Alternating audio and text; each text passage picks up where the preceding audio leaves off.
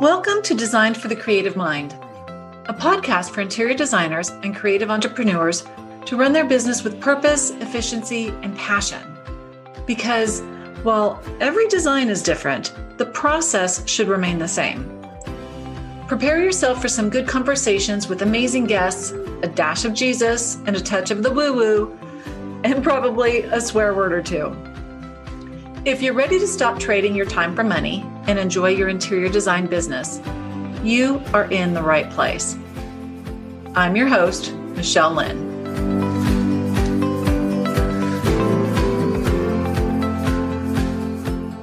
Hello, everybody.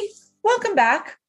I'm Michelle Lynn, Designed for the Creative Mind, a podcast all about the business of running your interior design business, or actually any creative business. And I'm really excited today because my guest today is Connie Vanderzanden.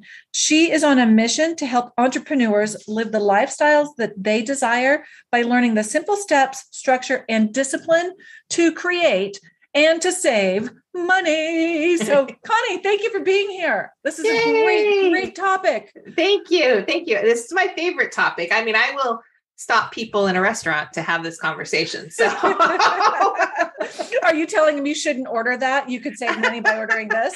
No, my husband's like, how do you know when the owner comes up? I'm like, I just do. I can tell when there is a business owner in the room, just how they talk about things or how, what's going on in their world. And so I think that's the intuitive side of me that's come out. That's absolutely, you can just drop into that conversation. I think also because business owners, regardless of where they're at, have very few people to talk about what it's really like to run their business. Amen. It's so lonely sometimes. It is. Yeah. And the topic of money, admittedly is not always my favorite topic because I'm not always the best at it. So it's such a vulnerable topic if you feel like you don't have your arms around it.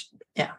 So one of the things that often comes up as I am talking to interior designers or as I'm introducing them to my paid program, the Interior Design Business Bakery, or just sometimes in conversation in general, we all have such interesting money stories, or I think you refer to them as money wounds. Mm-hmm.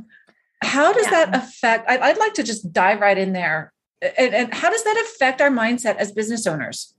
Yeah. And I will have to say that just yesterday, just so everybody knows, I'm continually working on my own story and my own things, but I came across something that is perhaps wounds isn't the right word, because money wounds tells us that we're broken, that there's something wrong with us. And there really isn't anything wrong with us. What the wounds really tell us, though, is what we learned as kids from our parents under the age of 7, what we saw in our family dynamics, what we learned in our culture around us. So it depends on when you were raised, how to deal or avoid or not talk about money. And so they influence us subconsciously today, and we don't even realize it. So when we get into business and we start struggling and debt keeps increasing, which is my story, I didn't realize that it's because of what I learned from my parents. And so it takes a little inner depth of it. And it's usually helpful to work with a therapist, or there are money coaches out there that can really help you dive into it a little deeper and go, journal about it. But every time you see something come up and you're like, I wonder, why does this happen with money? Why do I constantly say this? So mine was, one of my money stories was just enough, which I do find a lot for creatives. Is that they just want to make enough in their business to cover XYZ.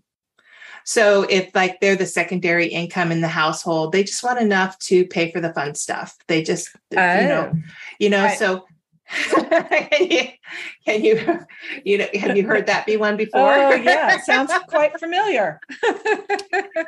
and that's great. And that's giving money a purpose, that it's there for the fun stuff, for that piece. And is it really allowing the business to evolve and be its own standalone business, or are you creating something of a hobby business? So there are some things there of how why do I think about this? Why do I think my money in my household can only be for fun?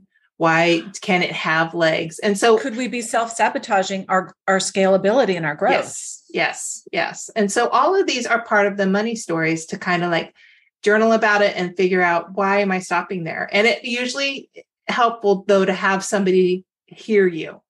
So again, mine was, I just need to make enough. And that's exactly what was coming in, was just enough to cover the bills. There was never enough to do anything else. So yeah, because you put that out into the universe and that's the energy you give out. That's what you're going to get back. Yes. And I would say that forever until somebody like my coach, like, do you realize this is what you keep saying? I'm like, oh, wow. No. Yeah. So once you are starting to be aware of that, then dive in deeper. And, but it will show up. It's showing up in how you run your business. It's showing up in how you're interacting with money. It's just, are you willing? Are you in a moment, you've had a roadblock moment, or you've had your come to Jesus moment, or whatever the word you say is like, this has to be enough. Here's my line in the sand.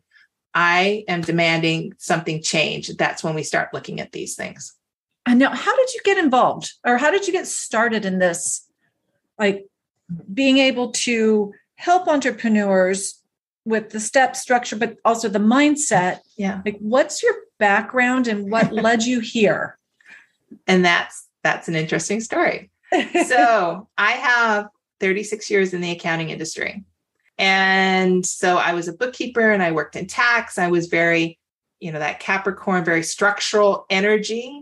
Yeah. The numbers were the rules. I mean, I even remember at a time where all I wore was black and white. So one of my employers gave me a book on color, like, Connie, you can like layer colors. Still have the book. I was super rigid.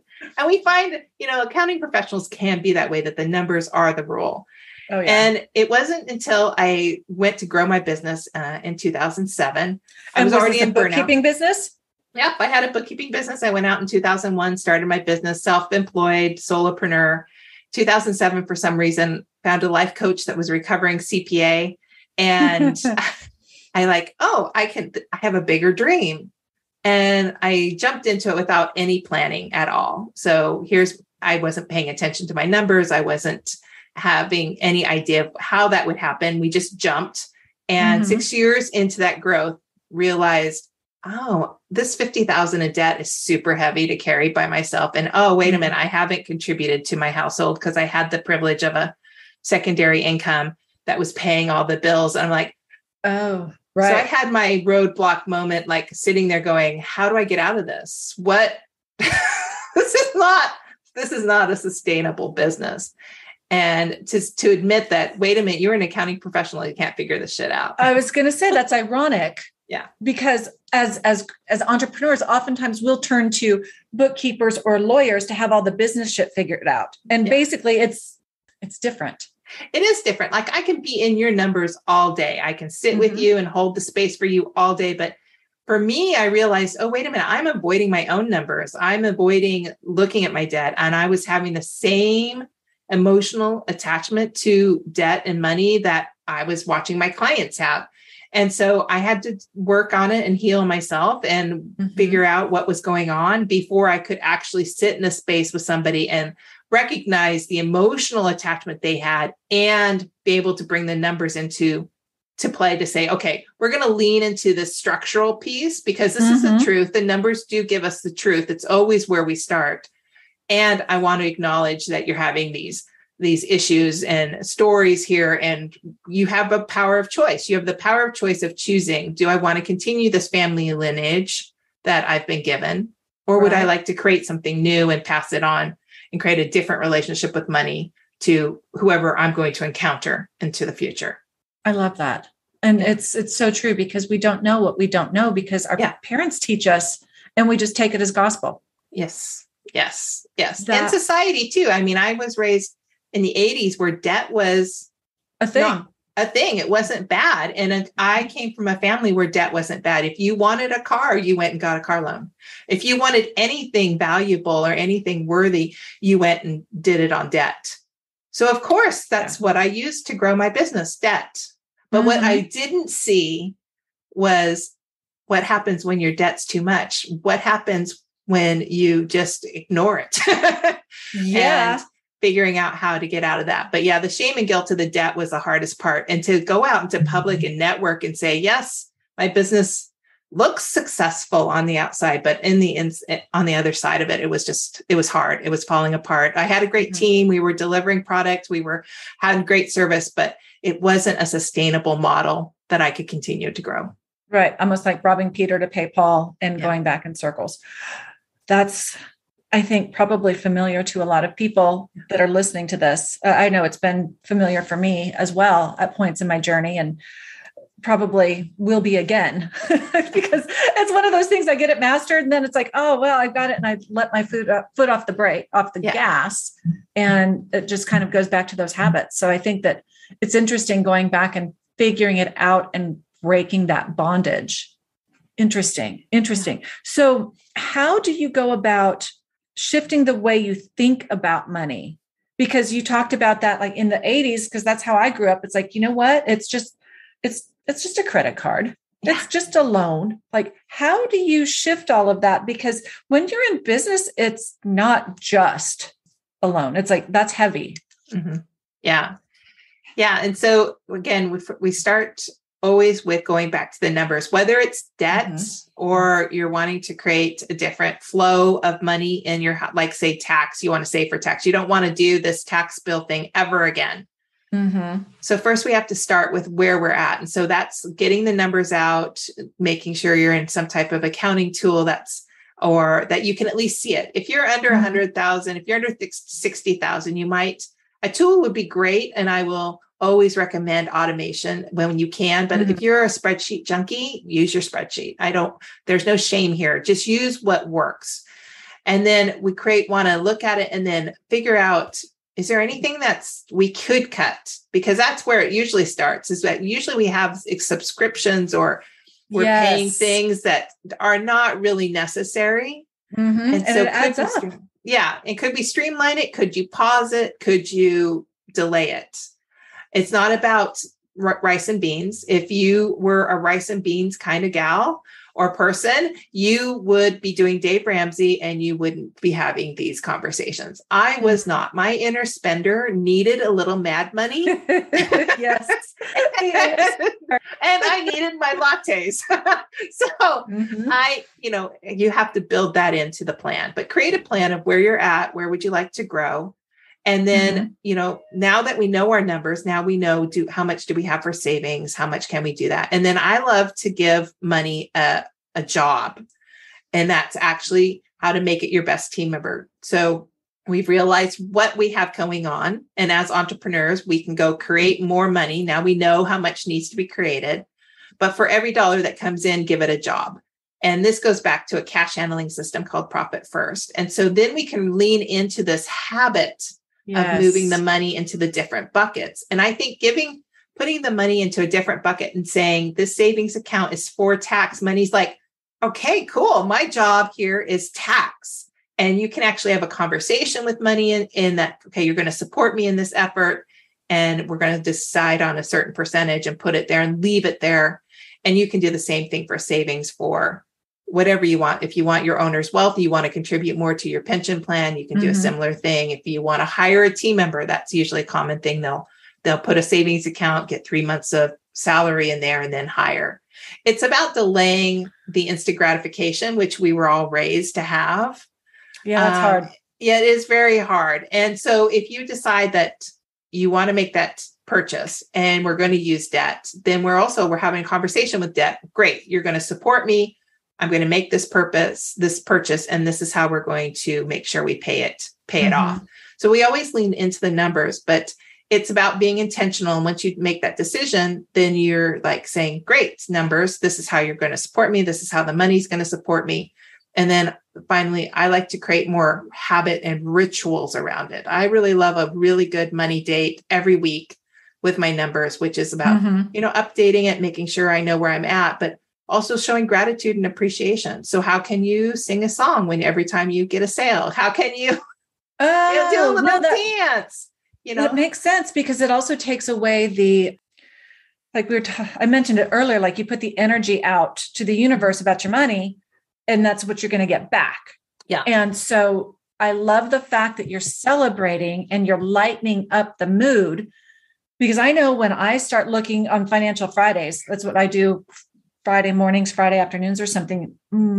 Not every time, admittedly, but it's because I have so much negative energy or stress. And thankfully right now, it's not like I'm worried that I'm not going to make payroll, but in the past I had been, and I still feel those scars today.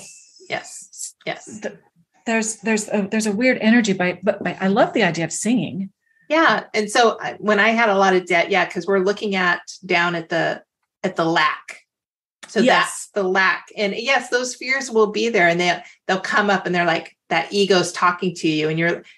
And at the point where you're like, okay, great. Thank you, ego, for trying to keep me safe, because that's where that negative mindset comes in. And it's like, ego's like, we can't do that. You have to, that's not safe. You're like, thank you. Thank you. I really appreciate this warning, but I got this.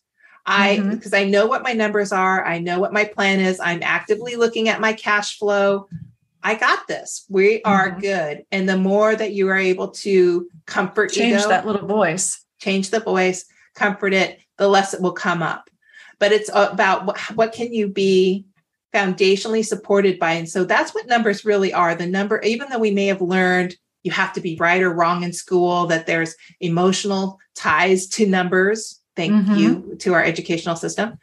It's that black and white foundation. Like if you're building a house, and like everyone here on the show knows this, it's that foundation level. It's what we stand on. And can we have a really nice floor that's really warm and comforting to our feet, so that we can build upon it what we want to create? So it's a financial foundation. It is. And so creating a little habit around it, like your Financial Fridays, and building in as much joy that you can really will help change that energetics.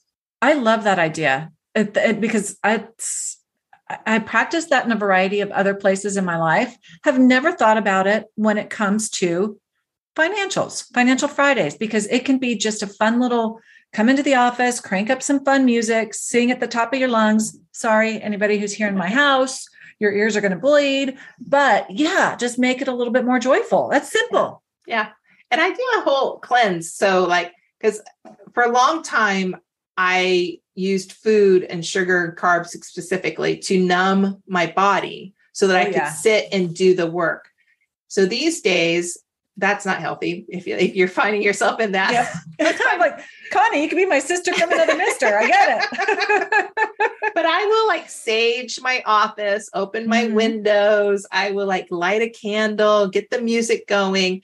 I do a whole thing to prepare the space so that it's joyful. And paper is a big thing for me. So if my desk is really messy, most likely my money is a little chaotic.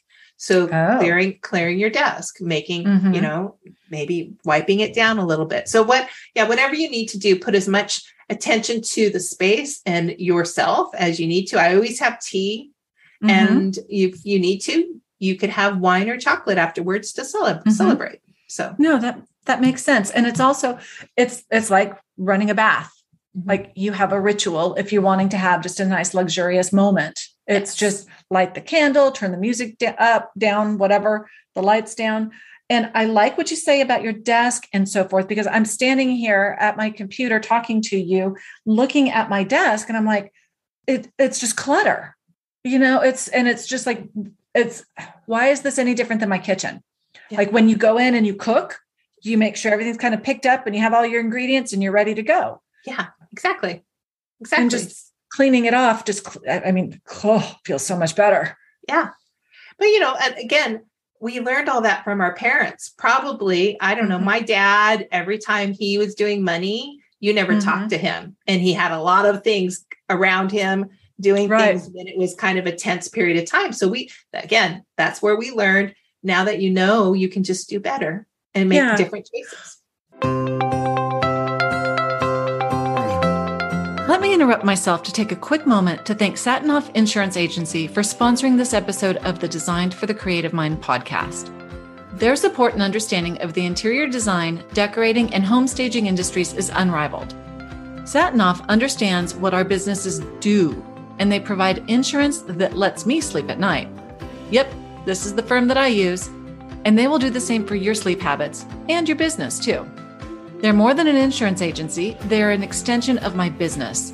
They take care of the worry because they are the experts, which allows me and my team breathing room to do what we do best, design beautiful spaces. You can find their contact information below in the show notes. Give them a call today. So what are some of the more common money stories that you've come across? Definitely I can't afford this is usually a top one. That usually flows right out before somebody's even had an opportunity to think about it. And I think, coming from parents that were both employees, so that employee mindset, that was the first response. And my mom was a single mom with 2 kids for a while, and it was just the immediate response. Yeah. So I can't afford this is it a priority? Rechanging of like, this isn't a priority for me right now. Or because if you really want it, you will find a way. So absolutely. Yes. So that's the first one. I just need to make enough is the second one, I think, because I've worked with a lot of creatives or mom and pops that just think about just covering their bills. So on that case can you dream a little bit bigger with your numbers? Could you think about, sure, this is all that your family needs right now, but what would you like in the future? That's why I like to look at my financial plans. I actually look at them in 3 ways: where we're at, where we would like to grow, like in the next 12 months, and then what your big dream is. If your big dream is to pay for your kids' college education, if your big dream is to start a foundation, would you like to give back to the community in some bigger fashion? Put that on there so that you know what you're working towards.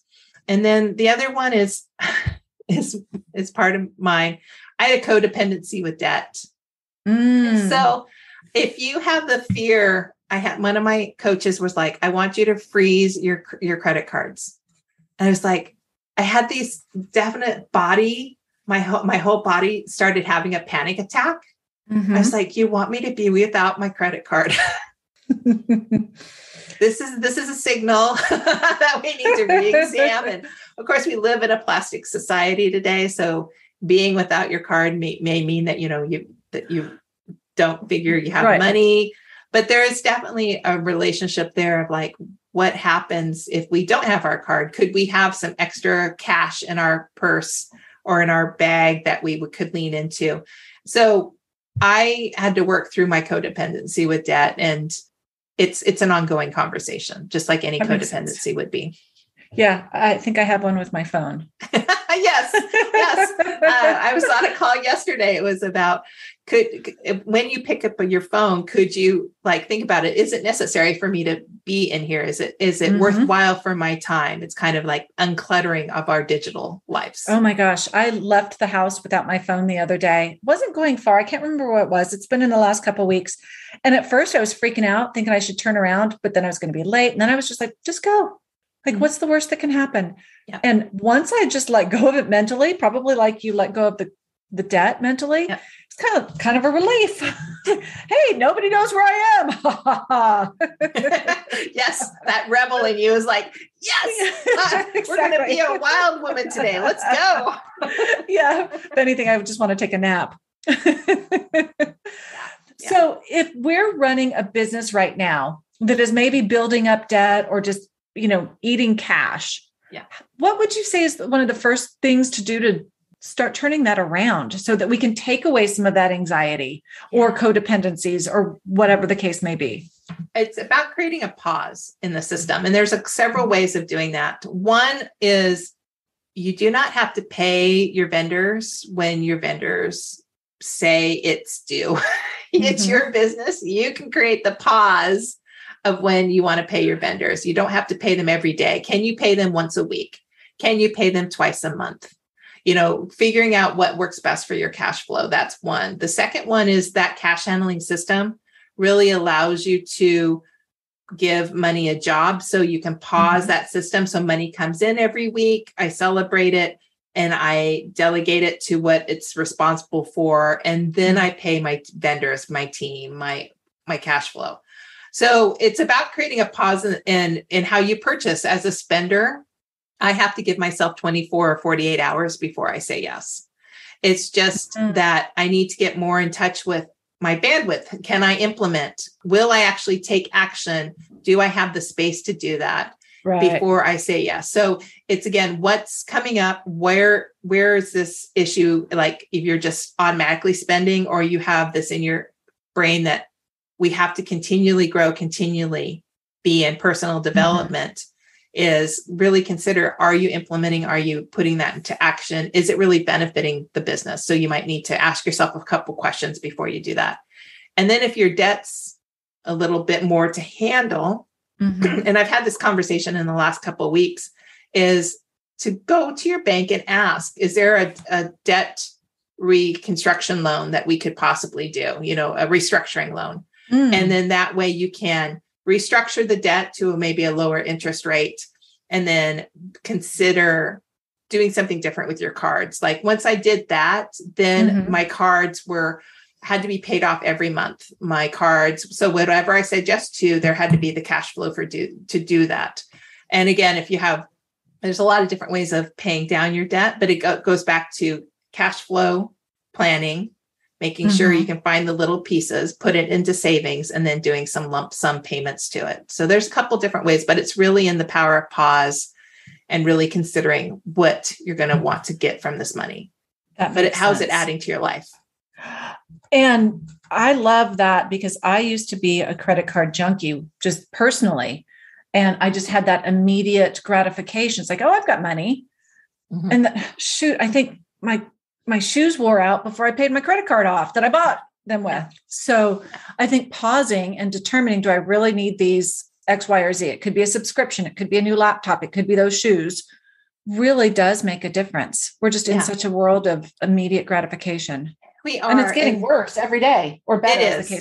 It is, because we're so disconnected from our spending. It's just ones and zeros. There's not even, I notice I don't even think about it when I hand the credit card. So if you can be more somatically, like in your body, I am making this choice, I am making this purchase fully in your body, instead of just disconnecting because from your head. Because we used to have to peel away bills, 20, 40, oh my gosh. 60, 80. I mean, just the physiological difference there of touching and handing over the money versus the card. Yes, I had to do that one time. My cards I didn't have my checkbook. My cards were either fraud or something. And I had to physically count cash to the grocery store. I almost, I had a panic attack. My first job was McDonald's. So I know how to count money. Yes. But the way that I was so much more attached to the paper side of it, and so disconnected from the plastic. That's so crazy. The relationships we develop with us. Yes. It's a thing. It is. So how do you help your clients? It's, because a lot of people come, they think that their bookkeeping is not clean, or it's being done wrong. Most of the time it's perfectly fine with just a little bit of smoozing here and there, like changing the name of an account so it makes more sense to them. But it's, again, starting with the numbers. I'll run the spreadsheet, they watch and we create that plan. But really, I'm just creating a plan based on what their vision is. I'm just like, you hire somebody to come in and do your interior design, they're going to run that piece of it. You're going to give them what you like, what you don't like. They're going to come back with this beautiful, this is your option. It's the same thing in a spreadsheet. And then a lot of the time when I do mentoring, it's a lot of therapy, just somebody to talk to about what's going on in your business, what really happened that day, what was frustrating. And then we lean into the numbers to try to find a different solution, or we talk about different ways that I've worked with businesses on that same problem. But it always starts with knowing the numbers and creating that plan. Right. And I love the fact that you just described it basically as what we do. Like, as interior designers, we craft the design around our clients' wants, wishes, and needs. Yeah. And it sounds like so simple, but it's not. But the same thing that you do for entrepreneurs is craft financials that they want, wish, and need. Yes. Yeah. And show the roadmap how to get there. Because that's exactly what we do. It's like, hey, Mr. Miss Client, this is what you told me you want. Here's the roadmap. I'm the Sherpa. Let's go up the mountain of design. It's the same thing, but with financials. And that makes it so much less intimidating, because I have always felt like I should know, because I'm the business owner. I should know. Well, I own my hair and I don't know how to color it, at least not well. That's true. So yeah. You give permission and guidance. I love that. Yes. And I think also women in society, women in business, it's a whole thing. For a long time, we didn't have control of money. We may not have anyone in our life that was a business owner. Some of us are very lucky to have entrepreneurs in our lives that can give us that information. But most of us had employee mindset moms, grandmothers. Maybe my grandmother didn't even work. So it's not that there was no handbook when we opened our business. So it's about getting a little education as we go and increasing our knowledge about it so that we can be more empowered by money. Mm-hmm. And that is going to change our next generation if we can become more financially literate. And most people are not. So let's, just because I had, again, my accounting background, you can tell that I couldn't do it for myself. I had to increase my empowerment with it. I had to learn different things. It's just, it's all something we can all do. So have more conversations about money, talk more openly about it, listen to podcasts. There's some, Financial Adulting is a great book. Women Talk Money. I have it right here because it is my favorite book. It's edited by Rebecca Walker. It's Breaking the Tab. Nobody can see this because I love that. Yeah. No, I'm looking at it right now. Women Talk Family, Love, Sex, all crossed out. Women Talk Money. Yeah. Breaking the Taboo. There's 29 essays. So 29 different voices about how money shows up and the stories it creates and how it affects everything from having children to having a business to it was just mind opening. You can also listen to it on audio, which they have 3 or 4 different voice actors. And because it comes from such a culturally diverse background of authors, that's kind of cool too. So, but I love that. I wrote, I've been obviously taking notes over the course of our conversation, but I love one of the cool things about hosting this podcast is that I get this laundry list of really cool things to do and read. Yes. So Amazon, my wish list is pretty amazing. Yeah. That I just go shop when I'm ready. Yes. Of course, that's easy too, because Amazon, cha-ching, cha-ching, cha-ching.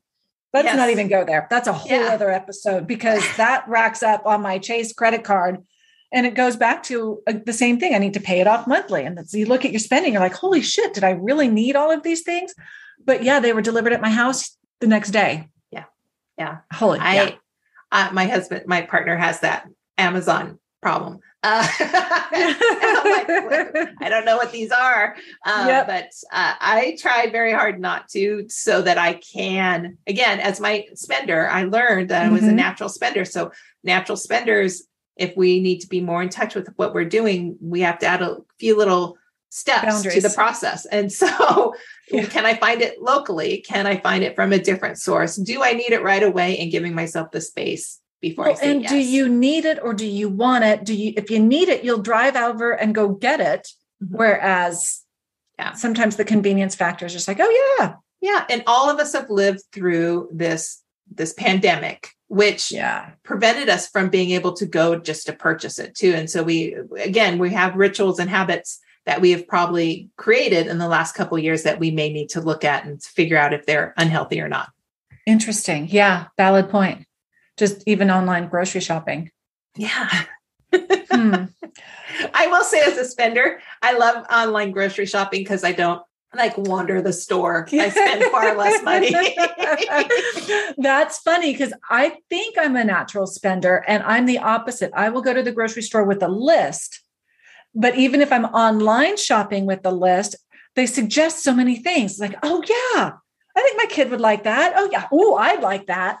Yeah, they get me. They've got my number. Oh, Connie, this is really eye-opening, but I think it's also very much permission granting. Yes. Thank you for your time. Thank you. You're very welcome. I think that's a key thing. Remember, we're not broken. With these money wounds, these stories, it just are areas that we can lean into, that you can get a little bit more education around. That's it. Where you're not broken, you just need a little bit more education, a little bit more support. And if your current financial team is not doing that, if they are shaming you around it, get rid of them. Number one, time to get rid of that and find somebody else. And there, it's hard because number focused people think differently than creatives, but they are finding different ways and creating their communication skills better, that they can sit there across from you and be more consultative. Well, it's just like we walk into a home, we don't shame our clients that they're living in an ugly house. Yeah, but they're thinking. But you also have to be, your delivery has to be, it's like, you know what? I've lived in an ugly house. You can't have it pretty all the time, but it has to be in a starting place in order for it to get to a beautiful place. Yeah. And ugly is by definition. You know what? It's just unfinished, or it's dated, or whatever. It makes me frustrated when professionals, I'm hot about this today because a friend of mine had a pediatrician who shamed her. And I was like, no, you are a professional. You are supposed to counsel and assist your clients, not guilt and shame them. No. So yeah, I'm a little hot about that because I just had that conversation this morning. Yeah. So, and as women, that nice girl, again, how can we be more empowered to hold our boundaries and say, wait a minute, that's not okay. No, I love that. Well, Connie, I'm going to jump into a fun little Q&A session, rapid fire with you. And then at the end, we will, I will make sure that I ask for your contact information and we'll drop them into the show notes because I know that people are going to love this. So basically, I'm just holding the audience hostage to get that while we go through some fun Q&As. Are you ready? Sure. Okay. What was your favorite subject in school? Surprisingly, math, because it was easy for me, which is why I fell into an industry, but I never really enjoyed bookkeeping, but it was, I think because it was easy, that's why I liked it. That just came naturally to you. Yeah. So what is your favorite color? It was purple. I still like purple, but I really love the fall color. So reds, the greens, the browns. What do you think that says about you? For me, what does it say about me? It says that I love to be outside. It's a grounding color for me. And I think it's definitely like remembering that there's so much beauty and amazement in the world. And so, yeah, it's funny how it speaks. Yeah. Everything has an energy. Okay. So what would you do? Anything, if you knew that you couldn't fail? Anything if I couldn't fail. The first thing that came from my mind was jump out of an airplane. I don't know why, because I am afraid of heights. And I think I've always wanted to fly. So if I knew that I would not die on the way down. What if we got you one of those little bat suits? Have you seen the people that fly in the bat suit? That's what I want. That's what I want my superpower to be. So yeah. How crazy is that? Yeah. So what is the best compliment you've ever received? Best compliments. The one that just always touches my heart was, I didn't expect this type of conversation from you. I didn't expect this level of openness. I didn't expect this level of, I didn't feel shamed. And so that is the biggest compliment when I can sit across from somebody and they're like, this is just something I'm so happy I received it. I'm already tearing up. But yeah, that is one of my biggest compliments. Yeah. Especially around money, because it is just so personal. Yeah. That speaks volumes. Any tattoos? I do. I have a tattoo of a yin yang symbol that I only show to my closest friends. the few and the proud. Yeah. But I think it was funny because my friends were all like pinching themselves, like, where is it least going to hurt? And they all chose one over by their hips. And I was like, I'd like to get another one. I'd like to get one on my back. So there's some ideas that I have, but as I get older, it's kind of like, is it going to look the same? Be very cautious about where that's going to sag. Yeah. But right now, conscious tattoos, which are these rub-on ones. Yes. I love those. I have. Yeah. I'm looking at potentially putting one on my arm. Therefore, I keep putting the fake ones on to see if I'm going to go permanent. So, so I'd ask what your favorite book is, but I definitely have Women Talk Money has been written down. Yes. What would you say is your biggest pet peeve? My biggest pet peeve, I think, is that people walk around and aren't aware that there are other people in the space. Like that. Yeah, it's an awareness issue that drives me a little crazy, but it's a small things. It's like thanking your waiter or stacking your dishes. There's just the level of consciousness and awareness that there are other human beings that are around us that are providing service, or just that we come in contact with. And it's kind of annoying. Like opening a door, just the little things of or just even acknowledging. saying thank you when somebody holds the door for you. Yeah. That's a good one. Last one is, where do you find inspiration? Amazingly everywhere. And it's funny, like I will be listening to a podcast about your podcast and I will get an inspiration of like how I could serve my clients better. Or it's everywhere. It's amazing. I can watch a movie. I can watch a Marvel movie and get something out of it. I think it's just how our brain is wired. But I spend a lot of time looking at nature and walking in nature. And I think that also kind of like clues us. That's right, because you're up in Oregon. Yes. There you go. So yeah, here in Texas, it's too damn hot to get out in nature very often at this time of year. Yes. But you have your beautiful season though. We absolutely do. Yeah. And this last week or so, depending on when this airs, it's been a very mild May. So very mild May. Okay. I lied. One more question. What piece of advice would you give your 20-year-old self? Not to get married. I was already married at 19, but I would have said, and which I say often to my nieces, don't get married right away. Have a life first. Go out and experience what it's like to live on your own, to travel solo, have an adventure, and then get married or get into a for longer relationship. Because now at 50, it must be 55. I didn't have that. And I regret that. And now I'm trying to build that in. That's one of the things I'm working on, and how money is supporting me to have those solo adventures, having those girls trips, so more tattoos. Yeah. More tattoos. But it's different at this age than it would have been at 20. Very, very true. Yeah. No, I love that. And I just think it's important that we still give our 20-year-old self that love, but know that we could have done something differently. Yeah. Fun. Well, Connie, thank you for being here. This has been so eye-opening, and I could probably talk for another hour just because I love how you blend, the feminine aspect into money and the energetic and just the permission. And I think that kind of going back to the just enough, no, babe, you have permission to be a badass and to make a bucket of money if that's what you choose. Yeah. And that's just not something that I think we were taught much as girls. Although, funny story, my mom laughs because I've always been a big dreamer. My mom laughs and blames it on Danielle Steele because I read those books so much when I was growing up. It's like, well, why can't I have 3 houses? Well, why can't I, have 5 kids and a career and a chalet, for the winter? So yeah, I think just dreaming bigger. Yeah. And being empowered, I think a lot of our books and stuff is show women, especially what I was reading at the time, as waiting for somebody to come and save them. And it's not going to happen. So can we read more empowerment? Like, I'm really loving these.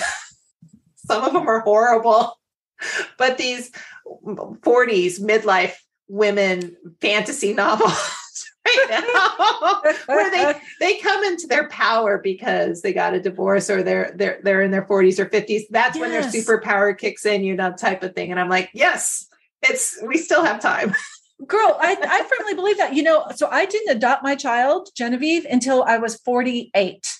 Nice. So I was 48 when that kid was born. And I firmly believe that, I make a better mom now than I would have in my 20s or 30s for sure. Mm-hmm. Didn't get married till I was 37. Lord knows, not always easy though. Yeah, no, it's not. But it's not. There's no time limit. No. And now you're going to, you're going to give Genevieve a different experience. You're going to pass on, and especially as an entrepreneur, the lessons she'll be learning are going to be so different. You're actually changing her entire lineage there. So I pray so. I pray so. But like you said, it's not easy. There's so many habits and so many stories and so forth that I continue to have to freaking acknowledge. Yeah. And that's the healing part, right? We acknowledge it. You make a choice. Does this still serve me or not? Mm-hmm. And every time we make a different choice, we heal our lineage. We heal whatever options our ancestors had at the time. They chose the best that they could, but now we know better. So when you know better, you do better. Well, I can totally see how the best compliment you got is that you make people comfortable around such a difficult conversation. So how can people find you? What are those social links that we can share? Well, there's an easy website, Money Action Tips with an S, tips.com. And there's a free report, but mostly as an educator, if somebody really got triggered and wants to have a conversation, there's a 30-minute complimentary conversation to schedule right there on that page. But everyone doesn't always want to let me look up their skirts right away. So what it feels like. I'm over on Instagram at Connie.Vanderzanden and on LinkedIn. Perfect. And that's VANDERZANDEN, y'all. I will have it in the show notes. And you said that's moneyactiontips.com. Yes. I will make sure that's added in there as well. Yeah. Oh, lady, thank you so much for your time. Thank you. I always enjoy talking about this. So if you ever want to talk money again, let me know. I'm skipping. All right. And for those of you who can benefit from even more resources surrounding your business of running your interior design business, join the growing community, Facebook's private group. And I say this every time. I know it's Facebook, y'all, but all you need to do is just create a little ninja profile and come and join me at the Interior Designers Business Launchpad. Not only do I go live there once a week, it's an amazing community. Plus, we have free workshops every couple of months, 5-day workshops. Nice. They're awesome. Yeah. Wow. I know, it's fun. I love talking business of interior design. So I'll see you guys at the Launchpad. And thank you again, Connie. Thank you. Hey, y'all. If you love the show and find it useful, I would really appreciate it if you would share with your friends and followers. And if you like what you're hearing, want to put a face with a name, and get even more business advice, then join me in my Facebook group, the Interior Designers Business Launchpad. Yeah, I know, it's Facebook. But just come on in for the training and then leave without scrolling your feed. It's fun. I promise you'll enjoy it. And finally, I hear it's good for business to get ratings on your podcasts. So please drop yours on whatever platform you use to listen to this. We're all about community over competition. So let's work on elevating our industry one designer at a time. See you next time.